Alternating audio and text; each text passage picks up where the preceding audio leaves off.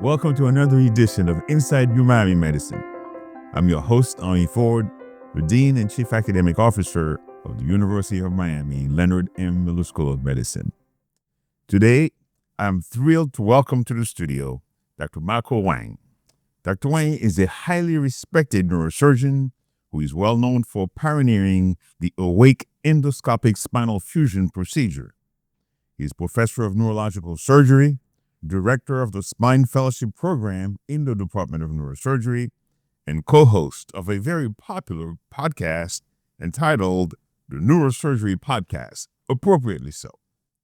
Today, we're going to discuss the state of neurosurgery and the state of spine surgery. We'll also answer some questions from members in the audience who hope to follow in Dr. Wang's illustrious footsteps someday. Dr. Wang, welcome. Thank you, Dean Ford. So before we get into the substance of our discussion today, please share with the audience a little bit about your background and how you became the professor of neurological surgery here, director of the Spine Fellowship. Well, let me start by saying that it's an honor and a privilege to be on this podcast. I've watched it and followed it, and I've learned a great deal outside of my field, which is always wonderful.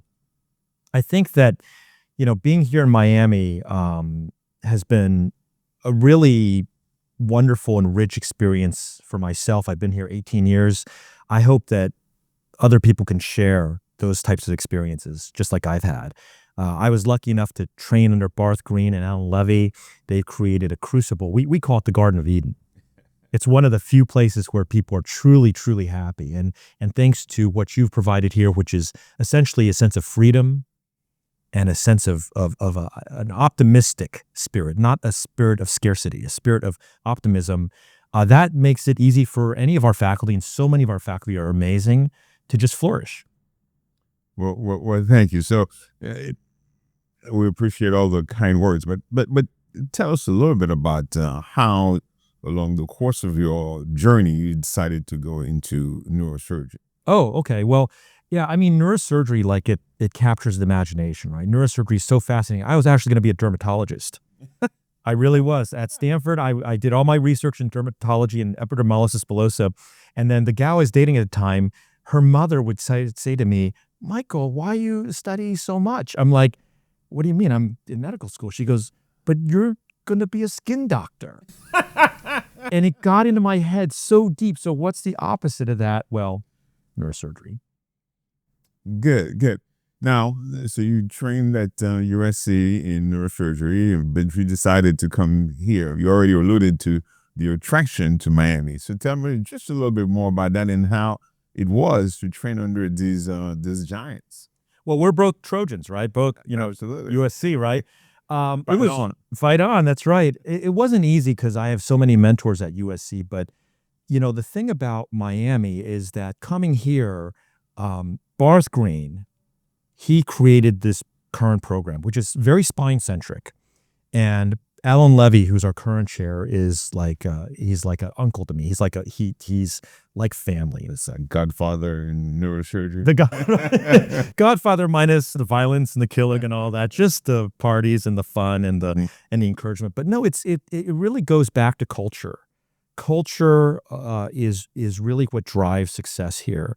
And leaving USC was hard, but I'll tell you, I could never do what I've done here at USC. It simply wouldn't be possible. As much as I love the deans, all the deans as you know them at USC, it's not the same place. So tell me one or maybe two key attributes that you feel you obtained from working with Barth Green and Alan Levy, and that perhaps continue to shape your approach to neurosurgery and spine surgery. Yeah, that's a great question because they're both giants in the field. I would say that if I were to say what makes Barth such a mensch, what makes him such a wonderful human, he is fully invested in doing the right thing, not just for his patients, but, obviously his philanthropy in Haiti, at Shake a Leg, right? And Barth would never compromise. He and I would, when I was a fellow, round at 3 a.m. after surgery to see the patients and not try to go quickly, really spend the time. That kind of connection with humans is tantamount, right? And with Alan is like, he's the clinician scientist. He knows every paper ever written in spine. He is encyclopedic. He is fantastic as a clinician scientist. But what they both share and what they've passed down to the rest of us spine surgeons is ethical practice, practicing medicine ethically for the patient's benefit.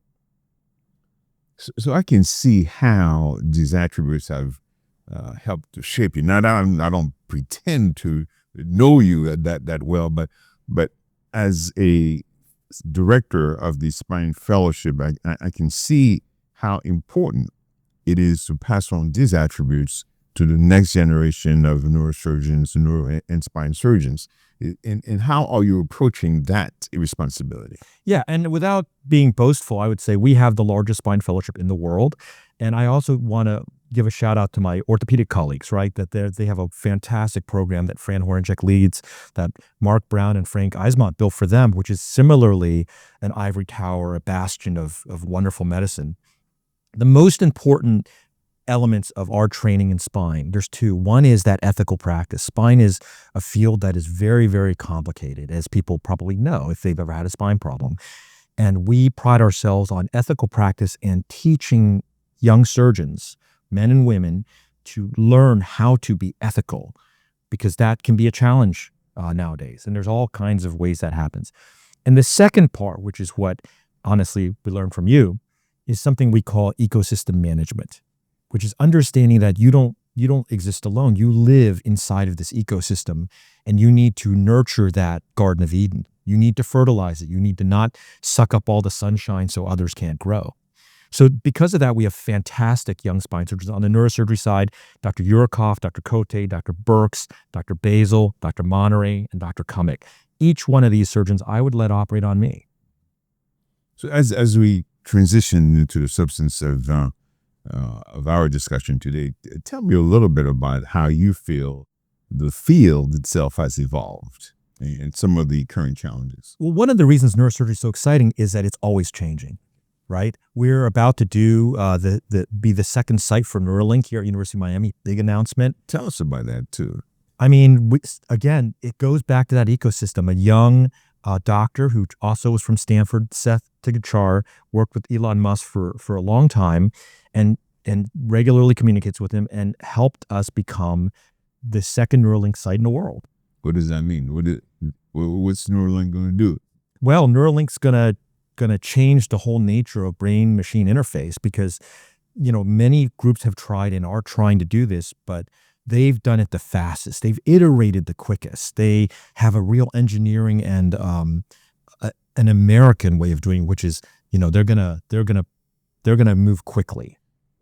Now, you have to break it down, and not everybody listening Oh, yeah. a surgeon. They need to understand what the challenges and what you are hoping to accomplish by implanting this device. And so I don't want to spill it, but you can explain it a little bit so we can delve into the next portion of our Yeah, I know we could spend hours just talking about brain-machine interface, and it's not really highlight. my expertise.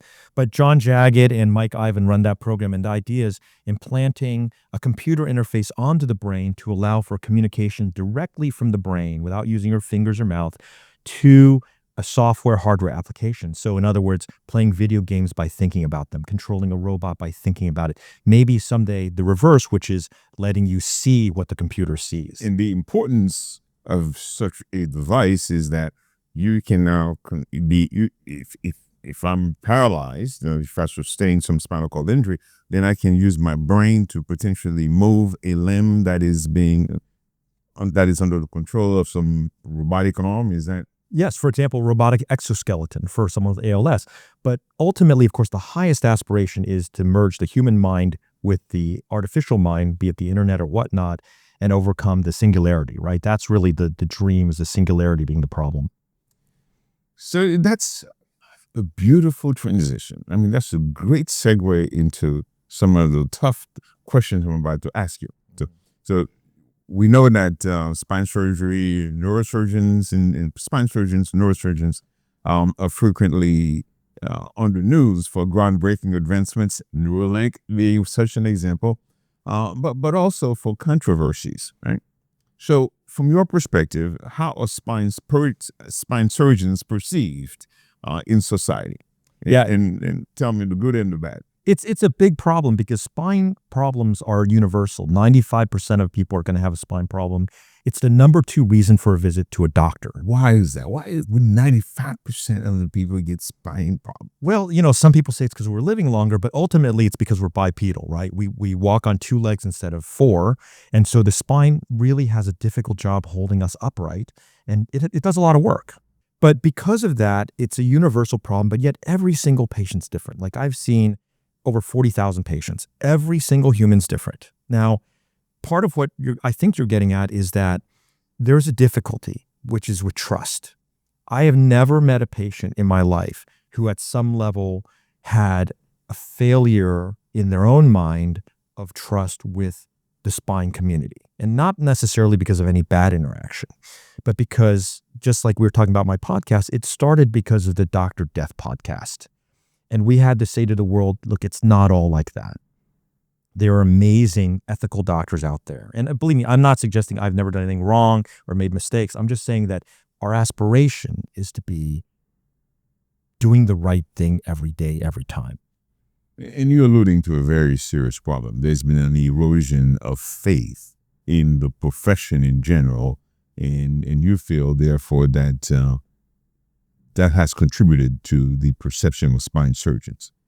Correct. These people, perhaps, it goes back to some of these attributes that you said you picked up from Alan Levy and Bart Green, work ethic and ethics. So those are the things that contribute to this erosion of faith in the profession. Yeah, and just to be clear, it rubs both ways. I'll give you 2 examples. One is every week, many times, maybe half a dozen to a dozen times, I'm talking people out of surgery. Someone came and said, oh my God, someone said I need to have surgery right now or I'll be hurt. I'm like, listen, don't be so fearful. You do have problems, but you don't need to run to surgery. And then the opposite, which is people who need a surgery who have held back because they're so terrified. They're like, but I heard I'm going to be paralyzed with surgery. It's like, are you kidding? Like, you think that's what happens every day? Like, it's crazy. Now, I'm not suggesting there's no problems with surgery. Surgery is always scary. But spine surgery, for some reason, is especially scary for patients. Since you hold the neurosurgery podcast, there's a tendency for the media to be overly sensationalized. I mean, you have to come up with the groundbreaking news, the late breaking news, and so forth. And is this really justified? And how do you, I guess, counter this notion? And how do we maintain, an even keel in terms of our conversations with the patients, but also with a broader audience about the field, spine surgery in general, and the latest advances and how suitable it may be for a particular patient? Yeah, it's not easy. I tell you, you hit it on the nose, Dean Ford, because we have a diversity of faculty. They're all amazing. They're all ethical, but some patients are going to like one faculty more than another for good reason, personality style, communication method. But the reality is that, because we are at this point today, and because now it's becoming apparent, the media, like you said, everybody's either a saint or devil, right? The stuff in the middle, the average person just doing good work every day doesn't always get in the news. And I know you feel that you do good work every day. Does it get recognized in that manner? Well, it gets recognized, but not by the media. And that's the unfortunate thing. So I would say every day we go to work, I go to work happy. Every day I go to work excited about my job because I know I'm going to do the right thing. Doesn't mean everybody's going to give me 5 stars. That's not the point. The point is doing the right thing supersedes all other considerations in my mind, right? And if you know your true north, right, then life's easy. So you talked about the prevalence of spinal problems and spine diseases, as put it in that broad category.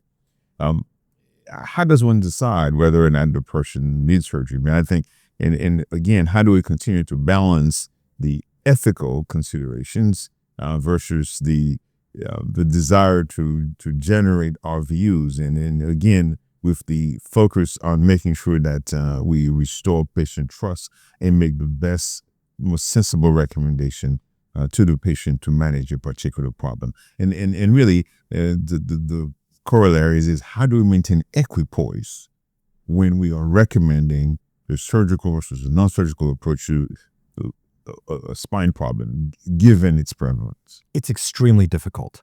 I can tell you that I don't have the answer to that question. What I believe, we're in America. I believe that we are in a land of egalitarianism and individuality, meaning I don't try to play God. The patient is in control. The patient gets to make the decisions, but it's the doctor's job to give them good information and advice. And that's where the trust, I think, gets eroded, that people don't necessarily believe. I saw 5 surgeons and they all said something different. Well, here's the reason why people drive to University of Miami from very, very far away every day, because they know that if they come here, the reliability that they're going to get an opinion, and there could be several good opinions, but the reliability they're going to get that is over 98%. I mean, I've done the study myself. I've seen it. Any one of the doctors here, any one of the orthopedic or neurospine doctors, if you see them, the reliability that the answer is in the correct range. In other words, we can dispute the details of a surgery or whether or not you really need it, in a week or a month, but the variance will be narrow. And that's what really confuses people, that variance. When you're talking about the variance, so there's concordance in the recommendation and the approach that our spine surgeons, whether in neurosurgery or in orthopedic surgery, would recommend to the patient. That is what we try to achieve. Yes. And that's what makes this center, University of Miami, UHealth, essentially so much more reliable. So it's ethical, but also it's grounded on competent spine surgeons. Exactly. And if I would suggest that we are the preeminent academic medical institution in a 500-mile radius, something like that, right? I don't know how far UF is, but in 400 miles, they're the next closest probably, right? And all due respect to the Bulls and and the Knights and all that, but we are that institution. And think about what it looks like for a doctor like you or me. If you come to have surgery here, we just had M&M conference. If there's a problem, the entire faculty, the medical students, the residents and fellows are watching the dissection of what happened to that case. If we have a conference, say with the goal to avoid any complication in the future, right? And learn and advance science and discover new things. And you go to the orthopedics, you go to their sarcoma conference, right? You have a bone cancer, and they get in front of all the people, big teams of people, and there's a consensus built. And it's hard to be too far off the rails if there's a large group of people can have. And so people say, well, do I really want to come to UM? And are there students there? No, there's no students operating on you.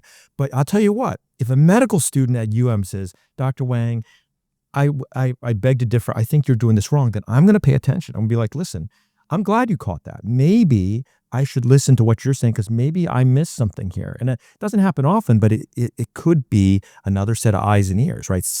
It's important. People have lost that idea that having a lot of smart people around you might be a good thing when you're sick. And to transition to a very important topic, the neurosurgery podcast. And the neurosurgery podcast has garnered a fairly large following nationally because of its open and honest discussions of surgical problems, in particular spine problems, right? So tell us, what inspired you to actually start this podcast? Is it part of the discussion we've been having up till now? It is, but I'll tell you, it's all about people. And another aspect, people say, should I do academic practice? Should I be in a private practice? And it was a young medical student here, John Paul Colson, my co-host, who was here, who inspired me. He is the one, he's a graduate UF for undergrad, but he went to medical school here at the Miller School. And he's the one who does the heavy lifting. He's the one who has the creative ideas. And being around young, energetic people, I'm pretty old now. Being around young, energetic people is part of what makes this job so amazing. Yeah. So you tackle fairly bold and controversial topics. And including the deadly sins. Give us a little flavor on what you think, what you're trying to accomplish in that podcast. But I think the reality is that in this current age, in this current era, there's too much information. Most of the information is bland, marketing, mundane, dribble, right? Life is short. Time is short. You're very busy. Everybody that listens to us, we value their time. So we like to speak honestly and transparently about things that matter. It may not matter to any one person, but it's going to matter to somebody. And so, for example, in the Seven Deadly Sins, we understand that. I mean, Seven was Brad Pitt, Morgan Freeman, one of the greatest movies ever made. Terrifying movie. Kevin Spacey, right, who's been canceled. It was compelling because you can look at the prism of humanity from a lot of different perspectives, a religious one, a spiritual one, a medical one. And you think about what human motivation and human action is really about. Spine lives at that nexus more than, let's say, oncology or psychiatry even. So we're daily interacting with that. What are the things I'm doing that's wrong? I need to evaluate that. I'm doing things wrong every day too. I need to improve. And how do we look at our partners and friends and say, let's improve this ecosystem, make this an even better institution than it already is?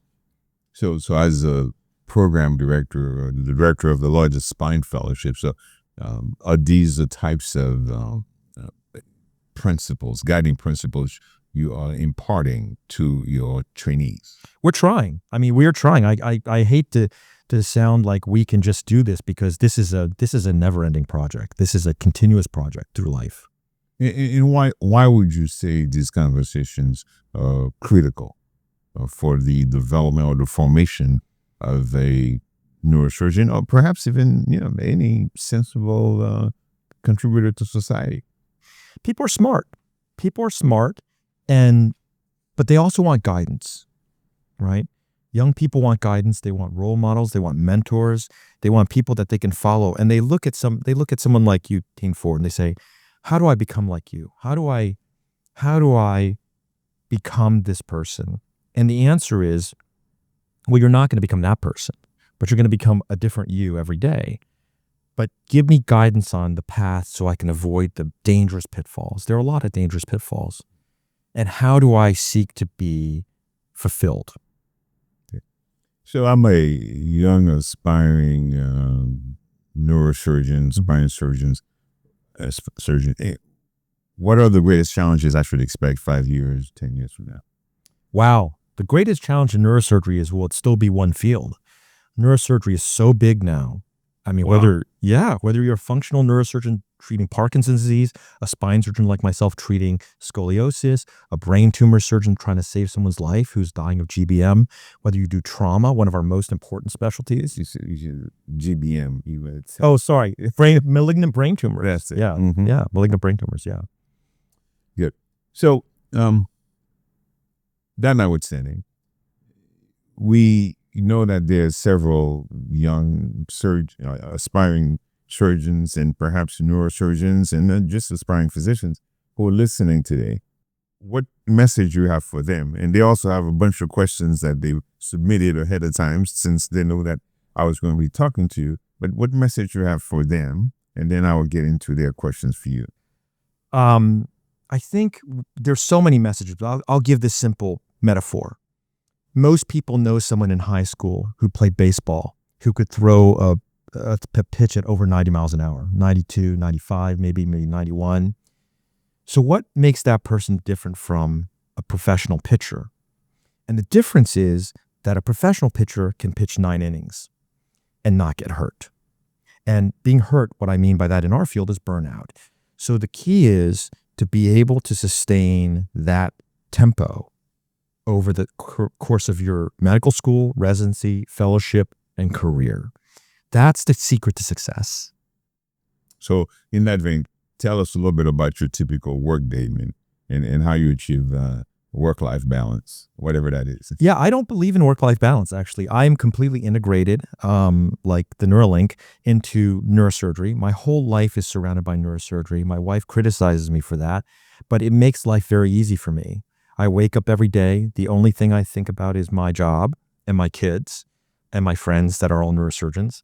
And I pursue that relentlessly for the entire day and evening. And then I go to sleep and wake up the next day and do the same thing. And some people say, well, that sounds boring. And if you think it's boring, all you got to do is follow us around. To hear, for example, we have a privilege, Dr. Ford, and I say doctor because you are a surgeon as well.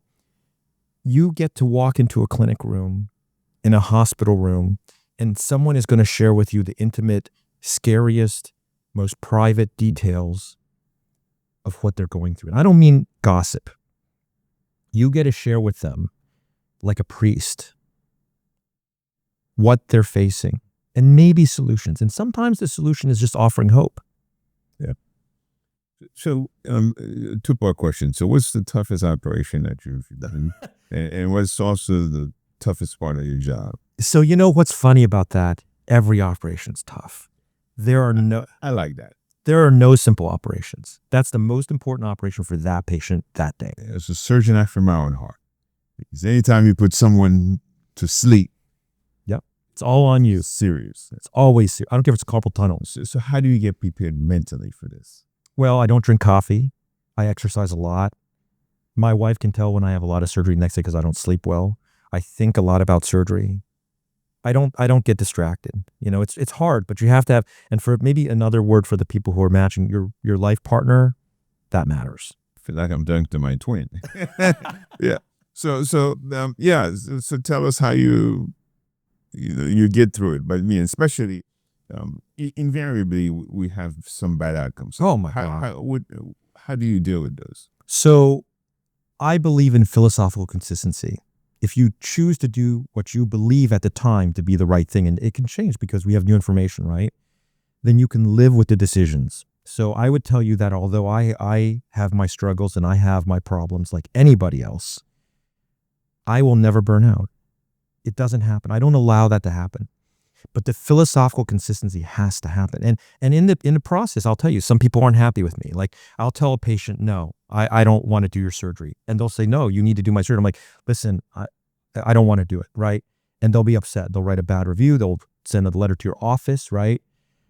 But that's okay. I'm going to live with that decision for the rest of my life. Or if I take someone to surgery and someone is hurt in surgery, and it does happen, it's rare, very rare, but it does happen, then my commitment is to take care of that person. And this is what Bart Green taught me, they came to surgery with you. They trusted their life to you. Your job is to take care of that patient to the best of your ability. They can always fire you, but your job is to be there for them. Now, there is this perception. I mean, we were talking about the media perception, the sensationalism, the neurosurgeon is this very cocky, selfish, confident individual. But yet here we're talking to the director of the largest spine fellowship program, who exudes confidence, but it is wrapped up in humility. How important is that combination of competence and humility to have resilience, avoid burnout, and continue to train the next generation and provide the best possible outcome for the patients? I don't want to suggest that anybody's ever told me that I'm humble, right? The humility resides internally. It's the self-doubt, but I don't want to project humility so people can perceive that however they want. It has you. Everybody wants to make sure that their surgeon is confident, but that's the preparation. That's why you don't sleep at night. That's why you're processing that. You want to hear a funny joke? Talk to me. Okay. What's the difference between God and a neurosurgeon? God doesn't realize he's a neurosurgeon. God doesn't think he's a neurosurgeon, right? And there's a truth to that because you have to walk through some very dangerous territories and pastures, and that requires a certain kind of person, but it can be dangerous if you overdo it, right? If you overdo it. So yeah, it's tricky, but as you said, Dean Ford, the preparation is the key. It doesn't just happen. It's the daily preparation for tens of thousands of hours. I think that's a great place to end, and for all of our aspiring surgeons, and of course neurosurgeons. So please, anything else you want to add at the closing statement? No, I just want to thank you for creating this crucible here on this campus, a crucible of freedom, a crucible that allows people to express themselves freely, do great science, teach others, and my hat's off to you, Dean. I'm very impressed. Dr. Wang, it's been the most enjoyable segment for quite some time. I really appreciate your sharing so freely, your openness, and really tackling some very difficult topics, but while maintaining equipoise and inspiring others. we're fortunate to have you at the University of Miami. Thanks for making it possible. Medicine. Thank you. And this has been another episode of Inside UMiami Medicine. Thank you very much, Dr. Wang, for joining us today. Until next time.